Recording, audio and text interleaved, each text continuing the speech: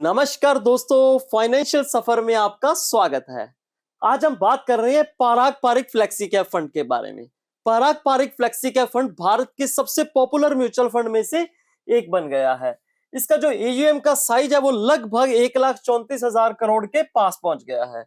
तो इसको लेके इन्वेस्टर्स के दिमाग में कुछ क्वेश्चंस घूम रहे हैं। सबसे पहला बड़ा सवाल, क्या फ्यूचर में इतना बड़ा एयूएम इसके रिटर्न्स पे इंपैक्ट कर सकता है? क्या रिटर्न स्लो हो जाएंगे? पिछले एक साल से फंड अंडर परफॉर्म कर रहा है। क्या इसका मतलब इस फंड का जो दौर चल रहा था वो खत्म हो गया है? और सबसे बड़ा सवाल, क्या मेरे फंड पोर्टफोलियो के अंदर ये फंड होना चाहिए या फिर नहीं? तो आज की वीडियो के अंदर हम पराग पारिक फ्लेक्सी के फंड को पूरी तरह से डिकोड करेंगे। इसके investment philosophy, asset management, risk matrix और आपके सवालों के जवाब। और वीडियो के एंड तक आपको क्लियर हो जाएगा कि आपके पोर्टफोलियो के अंदर पराग पारिक फ्लेक्सी का फंड होना चाहिए या फिर नहीं। लेकिन ठहरिए, उससे पहले एक सवाल आपके लिए, क्या आपके पोर्टफोलियो के अंदर इस टाइम पराग पारिक फ्लेक्सी का फंड है या फिर नहीं? मुझे कमेंट में जरूर बताइएगा। तो चलिए वीडियो को शुरू कर। सबसे पहले हम समझते हैं इस फंड की इन्वेस्टमेंट फिलॉसफी के बारे में। और यहां पर ना आपको एक बहुत इंटरेस्टिंग बात नजर आएगी। जो पराग पारिक फंड हाउस है उसकी जो इन्वेस्टमेंट फिलॉसफी है वो इंस्पायर्ड है सर वॉरेन बफेट और सर चार्ली मांगर से। मतलब ये fund basically value investing strategy को फॉलो करता है। अगर हम इसको आसान शब्दों में समझे तो अच्छा बिजनेस खरीदो लेकिन सही दाम के ऊपर। अच्छा बिजनेस लेकिन सही दाम के ऊपर। तो वैल्यू इन्वेस्टिंग का जब कॉन्सेप्ट आता है तो अक्सर हमें क्या लगता है कि कोई कंपनी सस्ती हुई है, सस्ती मिल रही है तो उसके अंदर अपना पैसा लगा दो। लेकिन ऐसा नहीं होता। यहां पर फंड हाउस क्या करता है, किसी स्टॉक के अंदर पैसा इन्वेस्ट करने से पहले, किसी बिजनेस को खरीदने से पहले क्या चेक किया जाता है? तो फंड हाउस ने अपने 5 पैरामीटर्स बना रखे हैं। अगर उन 5 पैरामीटर में से एक भी पैरामीटर के ऊपर अगर कंपनी या वो स्टॉक नहीं खरा उतरता तो उसके अंदर अपने इन्वेस्टमेंट को रिजेक्ट कर दिया जाता है। तो वो 5 पैरामीटर है क्या, उनको एक एक करके हम अच्छे से समझते हैं। सबसे जो पहला पैरामीटर देखा जाता है वो है मैनेजमेंट क्वालिटी। मतलब कंपनी का जो मैनेजमेंट है वो साफ सुथरा होना चाहिए, कोई कॉर्पोरेट गवर्नेंस इशू नहीं होना चाहिए, ओवरऑल जो मैनेजमेंट है वो स्ट्रांग होना चाहिए। और दूसरा पैरामीटर रिटर्न्स ऑन कैपिटल। ये फंड देखता है कि कंपनी अपने बिजनेस के अंदर जो पैसा लगा रही है क्या उसके ऊपर अच्छा रिटर्न्स जनरेट हो रहा है या फिर नहीं। तीसरा पैरामीटर लो डेट। क्या कंपनी के ऊपर कहीं ज्यादा कर्ज तो नहीं है? अगर ज्यादा कर्ज है तो फ्यूचर के अंदर वो कर्ज रिस्क बढ़ा देता है। और फोर्थ पैरामीटर कॉम्पिटिटिव एडवांटेज। उस बिजनेस के पास कोई स्ट्रॉन्ग मोट होना चाहिए, ऐसी चीज जो कंपटीशन के अंदर उसे बाकी कंपनी से अलग बनाती हो। और पांचवा पैरामीटर अट्रैक्टिव वैल्यूएशन। उसका जो प्राइस है कंपनी का, जिस प्राइस पे वो मिल रही है वो ओवर वैल्यूड नहीं होना चाहिए।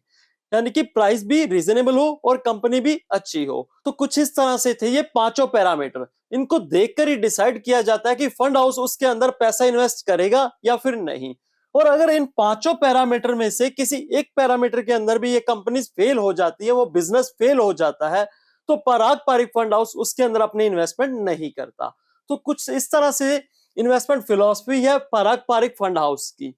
तो अभी हम बात करते हैं एसेट एलोकेशन के बारे में कि इस फंड ने कहां कहां पे पैसा लगा रखा है। भाई 1,34,000 करोड़ का फंड है। आपको पता तो होना चाहिए कि कहां कहां पे पैसा इन्वेस्टेड है। तो बस यूं समझिए कि हम इनसे हिसाब ले रहे हैं। और इससे पहले एक चीज और आपको क्लियर कर दूं, ये फंड ना बहुत सारे इन्वेस्टर्स को लगता है कि इंडियन स्टॉक्स के अंदर इन्वेस्ट करता है, इंडियन इक्विटी मार्केट के अंदर इन्वेस्ट करता है। नहीं, ये यूएस मार्केट के अंदर भी काफी अच्छा कैसा पैसा इसने इन्वेस्ट कर रखा है। तो आइए सब कुछ डिटेल के अंदर देखते हैं। अभी इसके पास ना लगभग 79-78% के आसपास की स्टॉक्स है। यानी कि ये इक्विटी के अंदर इन्वेस्टमेंट कर रहा है, जिसमें से इंडिया के पास इंडियन मार्केट के अंदर 65.5% और यूएस मार्केट के अंदर लगभग 11.25% के आसपास। उसके अंदर भी जो कंपनीज है वो अल्फाबेट, मेटा, अमेजन और माइक्रोसॉफ्ट कॉर्पोरेशन के अंदर इन्होंने अपनी इन्वेस्टमेंट कर रखी है। जिनमें से अल्फाबेट कंपनी के अंदर सबसे ज्यादा होल्डिंग है, लगभग 4.5% के आसपास। अब समझिए 1,34,000 करोड़ का 4.5% कितना होता है। यानी कि अच्छी खासी इन्वेस्टमेंट कर रखी है यूएस मार्केट के अंदर भी। अगर उसी के बाद हम बात करें तो कैश के अंदर 5.2%, डेट एंड आर्बिट्राज 13.8% और कुछ अदर्स इसके पास जो पैसा लगा रखा है। तो ये कुछ इस तरह से इसकी इन्वेस्टमेंट की हुई है।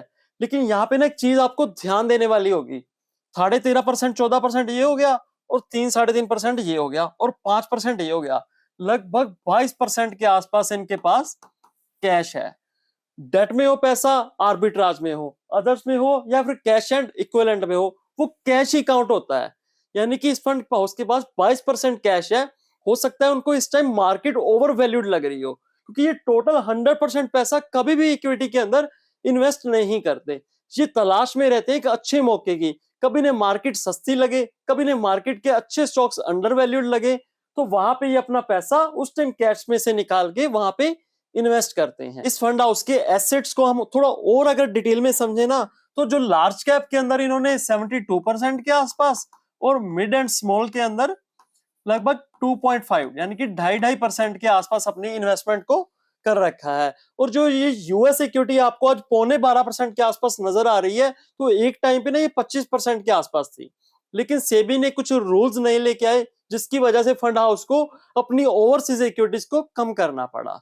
तो ये था सारा इस फंड का एसेट एलोकेशन। अभी हम फ्लेक्सी कैप फंड के रिटर्न्स को देख लेते हैं। देखिए, अगर ओवरऑल देखें ना, बात करें 2 साल की, 3 साल, 5 साल, 7 साल की, तो इस फंड हाउस ने हमेशा ही अपनी कैटेगरी को अच्छे खासे मार्जिन से बीट किया है। आप अच्छे से देख लीजिए आप।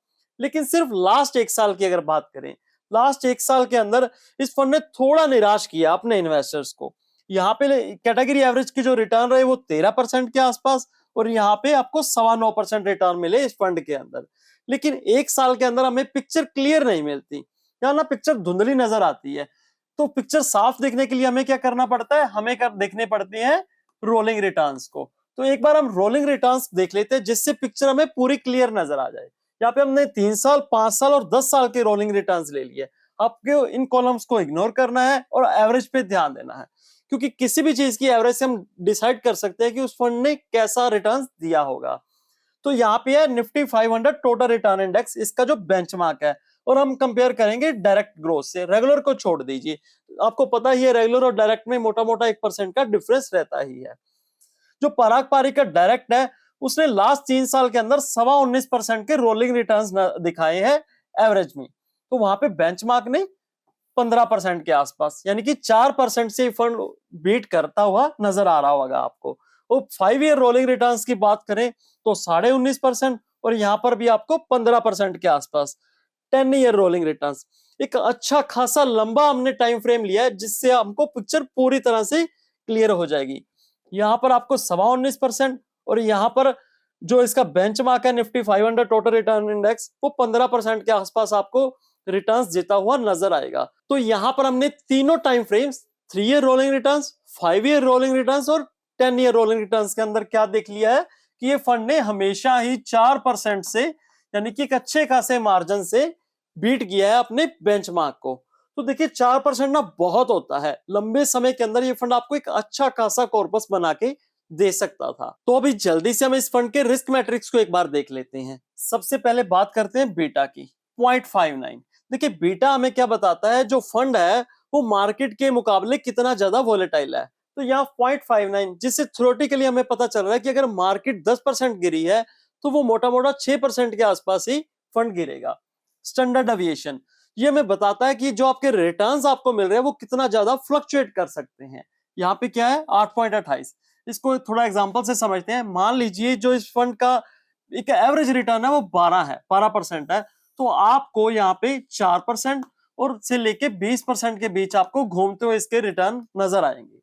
शार्प रेशियो, हालांकि ये सिर्फ एग्जांपल थी, 12 इसका कोई फिक्स एवरेज रिटर्न नहीं है। Sharpe ratio 1.67। देखिए होता क्या है, जनरली क्या देखा जाता है, अगर शार्प रेशियो 1 से ज्यादा है तो उसको अच्छा माना जाता है, अगर 1.5 से ज्यादा है तो उसको और भी अच्छा माना जाता है। तो इस फंड के केस में ये 1.67 है, तो ये बड़ी अच्छी बात है। इसके बाद पोर्टफोलियो टर्नओवर रेशियो 13.94%, 14% के आसपास मोटा मोटा। अगर इस फंड के पास 100 स्टॉक है तो 1 साल के अंदर उसमें से 13-14 स्टॉक को ही चेंज किया जाता है। यानी कि ये फंड जो लॉन्ग टर्म इन्वेस्टिंग के लिए अप्रोच लेके चलता है, एक वैल्यू बेस्ड फिलोसफी को हमने देखा फॉलो करता है, तो उसके लिए इसको पहले ही से ही उस बिजनेस को, उस कंपनी को अच्छे से वैल्यूएट कर लेता है, बाद में इसको बहुत ज्यादा चेंजेस करने की जरूरत नहीं पड़ती। तो इसीलिए इस फंड का जो टर्नओवर रेशियो है वो कम नजर आ रहा होगा। अब बात करते हैं अपसाइड वर्सेस डाउनसाइड कैप्चर, यानी कि ऊपर जाता है मार्केट के मुकाबले तो कितना रिटर्न कैप्चर करता है, अगर मार्केट गिरता है तो उसके मुकाबले में और कितना गिरता है। अपसाइड के मोटा मोटा ये है 85 और डाउनसाइड के अंदर आपको नजर आएगा 49 के करीब। इसका मतलब क्या है, यानी कि अगर मार्केट 100% ऊपर जा रही है 100%, तो यह फंड आपको 85% ही ऊपर जाता हुआ नजर आएगा।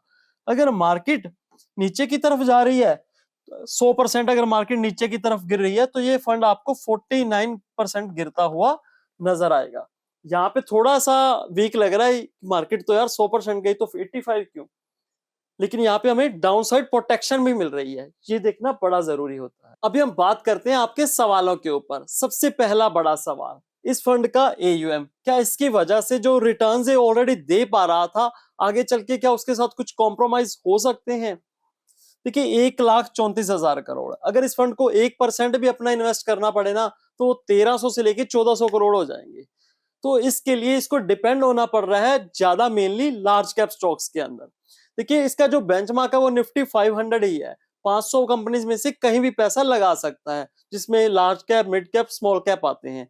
लेकिन इतनी बड़ी अमाउंट को मैनेज करने के लिए जो देखा जा रहा है वो लार्ज कैप के ऊपर ही इन्वेस्टमेंट करनी पड़ेगी इनको, तो उसकी वजह से जो रिटर्न्स है वो थोड़े मॉडरेट तो हो सकते हैं, इसमें कोई दो राय। जो लोग पारंपरिक फ्लेक्सी कैप फंड के अंदर ऑलरेडी इन्वेस्टेड है वो सबसे ज्यादा एक क्वेश्चन पूछ रहे हैं कि आखिर भाई ऐसा क्या हो गया कि लास्ट 1 साल से ये फंड अपने बेंचमार्क को बीट नहीं कर पा रहा। तो उसके लिए ना आपको कुछ चीजें समझनी पड़ेगी। सबसे पहली चीज है कैश होल्डिंग। देखिए हम इसको कंपेयर करते हैं निफ्टी 500 जो इसका बेंचमार्क है उसके साथ। वहां पे क्या होता है 100% पैसा आपको इक्विटी के नजर आता है, इक्विटी में नजर आता है। लेकिन जहां पे जो पैसा है वो 75 से लेके 80% पैसा कहां पे है, इक्विटी के अंदर, और बाकी का 20 से लेके 25% पैसा कैश के अंदर रखा जाता है। तो ये एक बड़ा रीजन है, लास्ट टाइम इक्विटी ने जो रिटर्न दिए हैं उसकी वजह से ये आपको फंड लैग करता हुआ नजर आएगा। और सेकंड चीज, निफ्टी 500 के अंदर जो मिड एंड स्मॉल कैप का एक्सपोजर है वो 25% है, लेकिन यहाँ पे हमने क्या देखा था, लार्जली लार्ज कैप। यहाँ पे लगभग 2.5% के आसपास मिड कैप के अंदर और 2.5% के आसपास ही स्मॉल कैप के अंदर इन्वेस्टमेंट है। तो लास्ट 1 साल के अंदर हुआ क्या है कि निफ्टी 50 ने जो रिटर्न दिए वो 9% के आसपास, निफ्टी मिड कैप ने जो रिटर्न दी वो 18 से लेके 20% के आसपास, और जो स्मॉल कैप ने रिटर्न दी वो 13-14% के आसपास।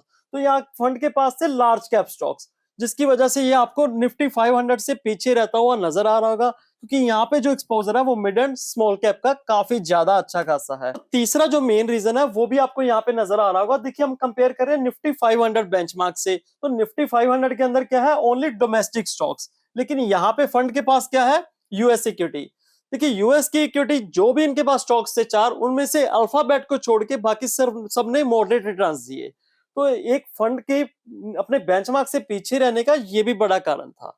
उम्मीद है आपको ये सब कुछ समझ अच्छे से आ गया होगा। और सबसे जरूरी बात, क्या आपको इस फंड के अंदर अपनी इन्वेस्टमेंट करनी चाहिए या फिर नहीं? तो इसके लिए आपको ना कुछ चीजों को कंसीडर करना पड़ेगा।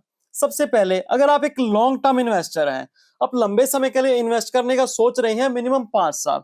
मैं 5 साल क्यों कह रहा हूं, क्योंकि फंड हाउस भी कहता है कि हम जिस भी कंपनी के अंदर, जिस भी स्टॉक के अंदर अपनी इन्वेस्टमेंट करते हैं तो 5 साल का विजन लेके चलते हैं। तो आपको भी कम से कम 5 साल के लिए सोचना पड़ेगा, अगर आप चाहते हैं कि आपके पोर्टफोलियो के अंदर एक स्टेबिलिटी बनी रहे, आप ज्यादा ऊपर नीचे नहीं देखना चाहते, और आपको डाउनसाइड प्रोटेक्शन भी चाहिए।